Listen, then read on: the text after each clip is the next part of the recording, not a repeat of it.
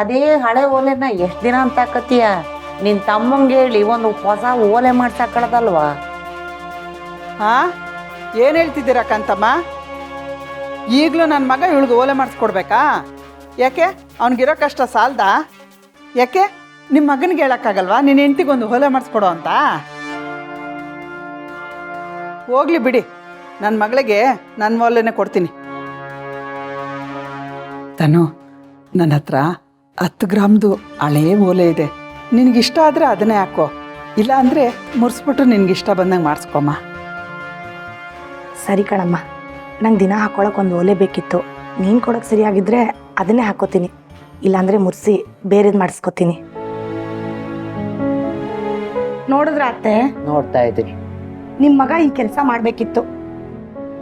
ಚಿನ್ನದಂತ ತವ್ರ ಮನೆ ಸಿಕ್ಕಿರೋದಕ್ಕೆ ಚಿನ್ನನೂ ಸಿಗ್ತಾ ಇದೆ. ಅಲ್ಲ ಕಣಮ್ಮ, ಇಷ್ಟೆಲ್ಲ ಖರ್ಚು ಮಾಡಿ ಮದುವೆ ಮಾಡಿಕೊಟ್ಟು ಇಷ್ಟು ವರ್ಷ ಆದಮೇಲೂ ಈ ಮಗಳಿಗೆ ನೀನು ಇದೆಲ್ಲ ಮಾಡಬೇಕೇನಮ್ಮ? ಯಾಕೆ ನಾನು ಈ ಥರ ಮಾತಾಡ್ತಿದ್ಯಾ? ಮದುವೆ ಮಾಡಿಕೊಟ್ಟಿದ್ದ ಮಾತ್ರಕ್ಕೆ ನೀನು ಬೇರೆಯವಳಾಗ್ಬಿಡ್ತೀಯಾ? ಇಲ್ಲ ಅಮ್ಮ, ಈಗಲೂ ಈ ಮನೆಗೆ ನೀನು ಮೊದಲನೇ ಮಗಳೇ, ಅರ್ಥ ಆಯ್ತಾ? ನನಗೆ ನನ್ನ ತವರು ಮನೆಯಿಂದ ಆ ಓಲೆನ ಉಡುಗೊರೆ ಹಾಕಿ ಕೊಟ್ಟಿದ್ರು. ಇವಾಗ ನಾನು ನಿನಗೆ ಉಡುಗೊರೆ ಹಾಕಿ ಕೊಡ್ತಾ ಇದ್ದೀನಿ ಅಂತ ಅನ್ಕೋ, ಆಯ್ತಾ? ಬಾ, ಪಾಪ ಊಟ ಮಾಡಿಸುವಂತೆ ಲೇಟ್ ಆಗುತ್ತೆ, ಬಮ್ಮ. ಆಹಾ, ತವ್ರ ಮನೆ ಬೆನಿಫಿಟ್ಟು ಬೇಕಾದಷ್ಟಿದೆ. ಸಿಕ್ಕದಾಗ ಬಾಚ್ಕೋಬೇಕು. ತವ್ರ ಮನೆ ಸಪೋರ್ಟ್ ಸಿಕ್ಕಿದ್ರೆ ಹೆಣ್ಣು ಮಕ್ಕಳಿಗೆ ಓನೇ ಬಲ ಬಂದ್ಬಿಡುತ್ತೆ. ನಡಿಲಿ ನಡಿಲಿ.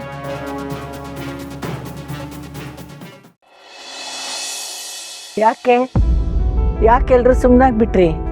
ಕೇಳಿ ಪ್ರಶ್ನೆಗಳನ್ನ.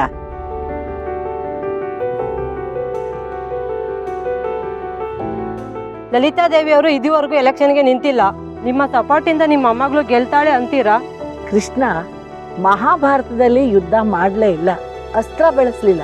ಆದರೂ ಯುದ್ಧದಲ್ಲಿ ಪಾಂಡವರನ್ನ ಅವನು ಗೆಲ್ಲಿಸ್ದ. ಹಾಗನ್ ಮಾತ್ರಕ್ಕೆ ನಾನು ನನ್ನ ಮೊಮ್ಮಗಳನ್ನ ಗೆಲ್ಲಿಸ್ತೀನಿ ಅಂತ ಅರ್ಥ ಅಲ್ಲ.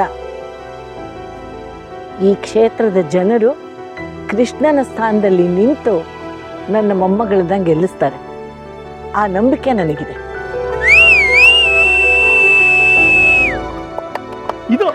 ಇದು ಮಾತು ಅಂದ್ರೆ. ಇವತ್ತು ಜೈಕಾರ ಹಾಕ್ಸ್ಕೊಳ್ಳೋ ಎಷ್ಟೋ ರಾಜಕೀಯ ನಾಯಕರು ನಮ್ಮ ಸಾಲಿಗ್ರಾಮದ ಮನೆ ಮುಂದೆ ಬಂದು ದೊಡ್ಡವರ ಮುಂದೆ ಕೈ ಕಟ್ಕೊಂಡು ನಿಂತ್ಕೊಳ್ಳೋರು. ಅದನ್ನೆಲ್ಲ ನೋಡ್ಕೊಂಡು ಬಂದವರು ಇವರು. ನಾನು ಗಂಗಾಧರ ಮೂರ್ತಿಗಳ ಹೆಂಡತಿ. ಈಗ ನನ್ನ ಗಂಡ ಇಲ್ಲದೆ ಇರಬಹುದು, ಆದರೆ ಅವ್ರ ತತ್ವ, ಸಿದ್ಧಾಂತ, ಆದರ್ಶ ನನ್ನಲ್ಲೂ ಇದೆ, ನನ್ನ ಅಳಿನಲ್ಲೂ ಇದೆ, ನನ್ನ ಮೊಮ್ಮಗಳಲ್ಲೂ ಇದೆ. ಅವರೇ ಕಟ್ಟಿದ ಪಕ್ಷದಿಂದ ಅವರೆಲ್ಲ ಸೇರ್ಕೊಂಡು ನನ್ನ ಅಳಿಯನ್ನ ಆಚೆ ಹಾಕಿದ್ರು. ಪಾಂಡವರು ವನವಾಸ ಮಾಡಿದ್ರೆ ಹೊರತು ಯುದ್ಧದಲ್ಲಿ ಗೆಲ್ಲೋದನ್ನ ಬಿಟ್ಕೊಡ್ಲಿಲ್ಲ. ಹಾಗಿದ್ರೆ ನಿಮ್ಮ ಅಳಿಯ ಯಾವ ತಪ್ಪು ಮಾಡಿಲ್ಲ ಅಂತಿದ್ದೀರಾ? ದೊಡ್ಡ ದೊಡ್ಡ ತಪ್ಪು ಮಾಡಿರೋರೆಲ್ಲ ಅಧಿಕಾರ, ಹಣದ ಮಧ್ಯದಿಂದ ಮೆರಿತಾ ಇದ್ದಾರೆ. ಆದರೆ ನನ್ನಳಿಯ ಬರೀ ದೂರ ಬಂದಿದ್ದಕ್ಕೇನೆ ತನ್ನ ಸ್ಥಾನಕ್ಕೆ ರಾಜೀನಾಮೆ ಕೊಟ್ಬಿಟ್ಟ.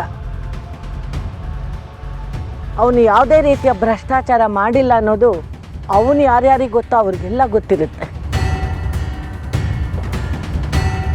ಅದರಲ್ಲಿ ನೀವುಗಳು ಇರ್ತೀರ. ಈಗ ನನ್ನ ಮೊಮ್ಮಗಳು ಎಲೆಕ್ಷನ್ಗೆ ನಿಂತಿದ್ದಾಳೆ. ಹೊಸ ತಲೆಮಾರು, ಹೊಸ ಆಲೋಚನೆ, ಹೊಸ ಧೈರ್ಯ, ಜೊತೆಗೆ ನಮ್ಮಂಥ ಹಳಬರ ಅನುಭವದ ಮಾರ್ಗದರ್ಶನ ಇದೆಲ್ಲ ನನ್ನ ಮೊಮ್ಮಗಳಿಗೆ ಸಿಗೋದ್ರಿಂದ ಅವಳು ಖಂಡಿತ ಎಲೆಕ್ಷನ್ ಗೆಲ್ತಾಳೆ. ಫಂಡಿಂಗ್ ಅಂತ ಕೇಳಿದ್ರಲ್ಲ, ಅದನ್ನು ನಾನು ಮಾಡ್ತೀನಿ.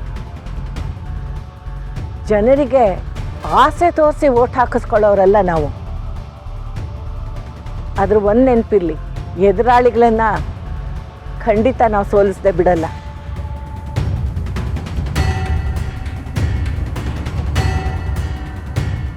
ನನ್ನ ಮೊಮ್ಮಗಳು ಗೆದ್ದ ಮೇಲೆ ನೀವೆಲ್ಲ ಮತ್ತೆ ಈ ಪ್ರೆಸ್ ಮೀಟಿಗೆ ಬರ್ತೀರಾ. ನನ್ನ ಮೊಮ್ಮಗಳು ಗೆಲುವಿನ ಭಾಷಣ ಮಾಡ್ತಾಳೆ. ಗೆದ್ದವಳಿಗೆ ಪ್ರಶ್ನೆಗಳನ್ನು ರೆಡಿ ಮಾಡ್ಕೊಂಡಿರ್ತೀರೋ ಇಲ್ವೋ ಗೊತ್ತಿಲ್ಲ. ಆದರೆ ಸೋತವರಿಗೆ ಸಾಂತ್ವನದ ನುಡಿಗಳನ್ನು ತಯಾರಾಗಿಟ್ಕೊಳ್ಳಿ.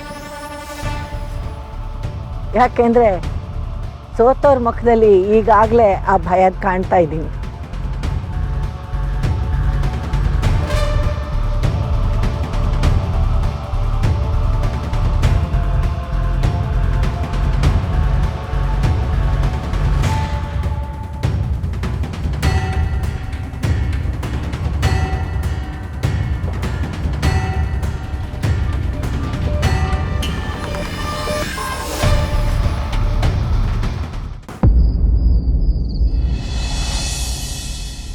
ಈಗ ಬೆಂಗಳೂರು ಸೌತ್ ಅಂದರೆ ಬನಶಂಕರಿ, ಉತ್ರಳ್ಳಿ, ವಸಂತಪುರ, ಗೊಟ್ಟಿಗೆರೆ ಈ ಥರ ಒಂದಷ್ಟು ಜಾಗಗಳಲ್ಲಿ ನಾವು ಹೋಗಿ ಮೊದಲು ಪ್ರಚಾರ ಮಾಡಬೇಕು. ಆದರೆ ಪ್ರಚಾರ ಮಾಡೋದಕ್ಕೆ ತುಂಬ ಖರ್ಚಾಗ್ಬಿಡುತ್ತೆ ಅಲ್ವಾ ಸುಬ್ಬು? ಈ ಬ್ಯಾನರು, ಪೋಸ್ಟರು ಮತ್ತು ಪ್ರಚಾರದ ಗಾಡಿ ಇದಕ್ಕೆಲ್ಲ ಲಕ್ಷದ ಮೇಲೆ ಆಗೋಗ್ಬಿಡುತ್ತೆ.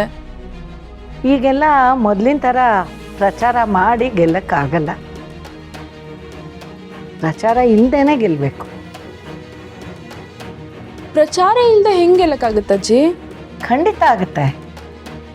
ನಾವು ಪ್ರಚಾರಕ್ಕಿಂತ ವಿಚಾರಕ್ಕೆ ಹೆಚ್ಚು ಗಮನ ಕೊಡಬೇಕು.